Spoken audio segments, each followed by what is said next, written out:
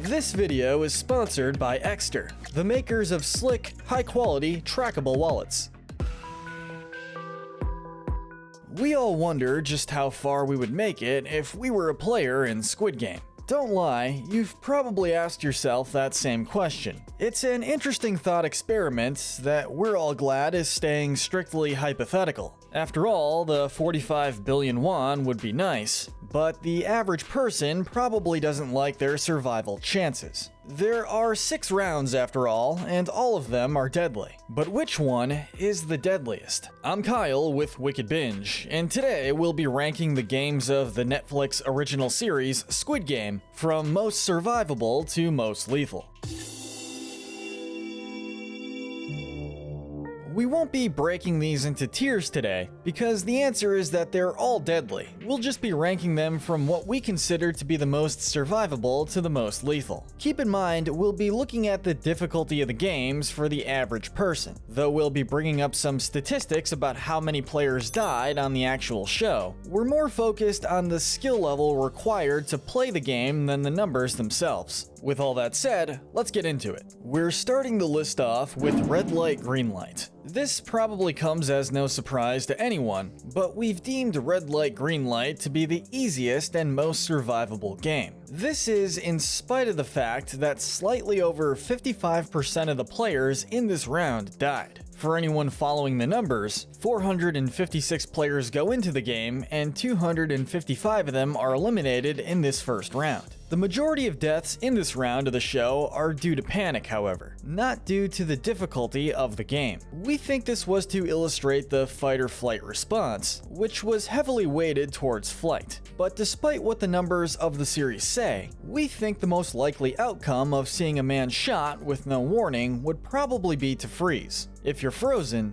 you're not getting shot. And we don't know about you, but we're pretty sure that even with a few seconds frozen to work through our situation, we would figure out it's not in our best interest to start breaking rules. Though we can completely understand this catching a few people by surprise, especially if they don't know what they're getting into. It simply comes down to the fact that this should have been the easiest round to pass. If someone tells you not to move or you'll be shot, it's easy enough to not move. This version of the game is even easier than the one most of us played as kids, at least here in America. The creepy sniper doll has a full chance that she sings in the same rhythm every time. So even as she starts to speed up, you can tell how long you're going to have to move. I remember when we used to play this as kids, we all used to try to trick each other by saying red light multiple times back to back or having long pauses, and saying it very quickly. This version may be high stakes, but it's still easier than what some of us played as kids. And we don't think it requires an exceptional amount of skill. The final thing that we'll say about this round is that there is no limit on how many people have to die. Sure, the people in the back have more of a time constraint than those in front, which makes it more of a challenge, but the way some of the other games are outlined means that a certain percentage of players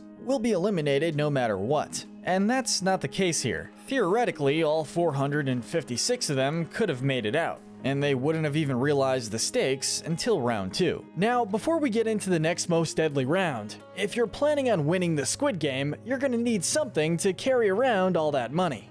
And luckily, today's sponsor, EKSTER Wallets, makes some of the slickest, most high-quality wallets that you can get. And they were cool enough to send me a couple to check out myself. Let me tell you why I really like EKSTER wallets. First and foremost, they're made with premium leather. They're also very minimalist. They're not huge and bulky, which I like. These have a very slim design, which is way better than my previous wallets. I like keeping my wallet in my front pocket because it's better for your back posture and also harder to pickpocket, so a slim, compact wallet like this is ideal. One of the coolest features is the built-in card mechanism, which pops all your cards out like this with a quick click of a button. On top of that, these wallets have RFID protection, which prevents your cards from being read and duplicated. Card skimming is something that happens more and more, so this security measure has become increasingly important. And finally, let's talk about the tracking card. If you're the type of person who's prone to losing your wallet, you can pop one of these in, which gives you the ability to track your wallet. This tracker is also solar powered, and 2 hours of sunlight will give it up to 3 months of charge. If you want to get yourself or someone you know an EKSTER wallet, now is the perfect time. EKSTER's Black Friday sale is happening right now with up to 40% off site-wide, so make sure to use the link in the description of this video and check them out. Thank you EKSTER for sponsoring us today. Now back to the video. Our second most survivable game is Marbles. Now, this one doesn't have the same advantage as red light, green light in that half of the players will die no matter what. Actually, in the context of the series, a 50% survival rate is not bad. However, we understand how, as a player, you may not like those odds. What we think makes this game more survivable for the average person is that it's not a set game with specific rules. There are options. If you're not good at playing traditional marbles, you can choose to play an alternate version. You can even play the even-odd version that we saw on the show, which puts your odds roughly at 50%. If you and the other player were arguing about what to play, you could even try to invent a game that would put the odds in your favor. This is all assuming that you're not just choosing to play a mind game, as Sang-woo did to survive his round. Keep in mind, we're not necessarily condoning his actions, but when it comes to survival, this is in fact an option. What we're saying is that despite the cap of only 50% being able to leave, this is the only round in Squid Game with any flexibility. A little skill goes a long way, as does a little intelligence. The third most survivable game is Honeycomb. The numbers are not with us on this one, but we hope that you'll hear us out. For those following the series statistics, 187 go into the second round, the Honeycomb Challenge. 79 players die. This leaves it with a surprisingly low fatality rate of 47%, actually making it the easiest to survive statistically. But as we know, statistics aren't everything. The other big factor that suggests anyone could survive Honeycomb is that, like red light, green light, there is no cap on how many people can make it through. Theoretically speaking, this could be survivable for 100% of the players. But in the real world, we're not sure that it would be survivable for even the estimated 53%. This game is hard. Unlike red light, green light, this is a challenge that requires more skill than rhythm. And unlike marbles, this one has rigid rules with no options. If you're more dexterous than the average person and have steady hands under pressure, then you could be fine, assuming you picked a manageable shape. I'm dead.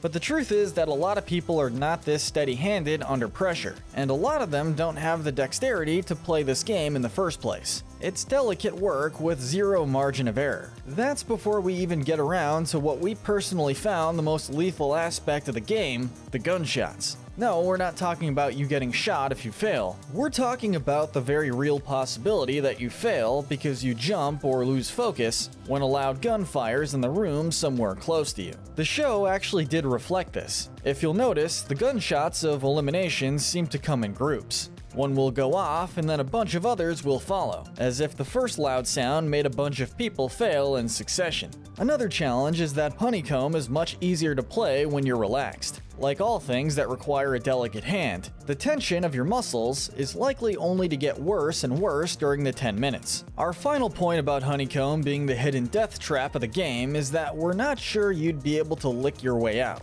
Ji-hun's trick about licking the back of his shape to perfectly remove the umbrella seems genius and works well for the narrative, but do you remember how he thought of it? He realized moisture would help him after a drop of his sweat fell onto the back of the honeycomb candy. The truth is that under that kind of pressure, once you start sweating, you're more likely to be experiencing dry mouth. It would make licking the back of the candy painful and marginally less effective. Even if you're the most hydrated person, which you won't be because the arena more or less controls your food and water intake, this might not be the life-saving strategy that the show made it out to be. Up next, perhaps surprisingly, is the titular Squid Game. The math on this is very easy. 2 people go in, 1 person comes out, giving it a clean 50% fatality rate. That's actually the going rate for half of these games. As to what makes this one more dangerous than marbles is a few things. One is that it's more complex. There are set rules that honestly aren't explained very well leading into the game.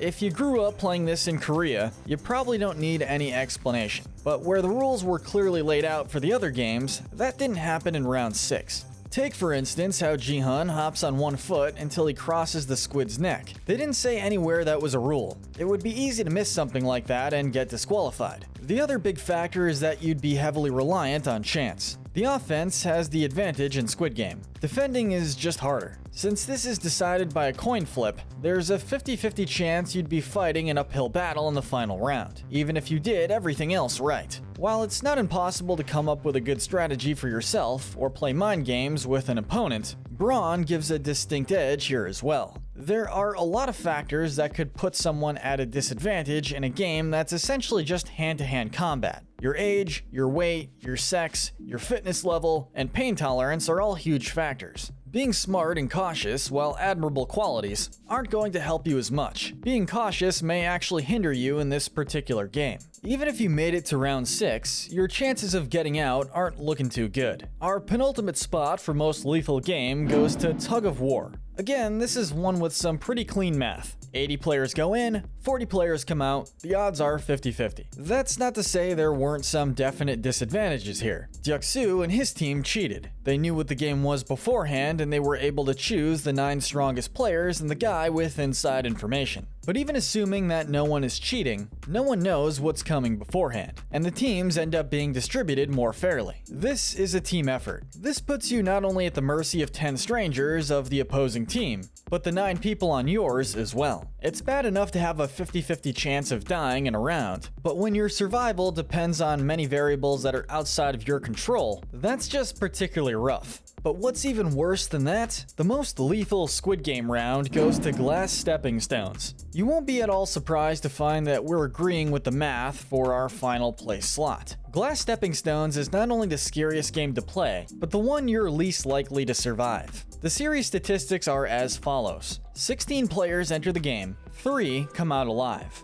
It's a fatality rate of 81%. And if you take into account that one player who survived was mortally wounded by the game's conclusion, it brings the numbers to 16 players in, 2 players who stand a chance of leaving, and a fatality rate of 87%. Each step you take to get closer to the end has a 50-50 shot of killing you. Assuming you're in the front, you're not going to make it very far. You're beating the odds if you make it even 3 tiles forward. Being in the middle is hardly better. Even if all the players in front of you have been lucky and cleared out more than the average amount of 2 tiles, when it's your turn to go, you're still going to have over half the spaces left to go. Your survival rates are even lower if it's just you. But when you take into account that your life also depends on the lives and actions of each of the other players, the implications of this one can make your brain hurt. No wonder the math teacher with the brains to process this better than we could ever hope to explain rallied up his courage and took all his leaps all at once. That mortally wounded the prospects of the players behind him, but it's hard to blame him for freaking out. And everything we've spoken about so far is just the statistics of choosing the right tiles. As the show set out to prove, there are other complications. People can snap under pressure. We saw that happen with several players on the bridge. You could be thrown into a tile, you could be thrown off the side of the bridge, or you could play it safe and let someone ahead of you run down the clock until you're dead.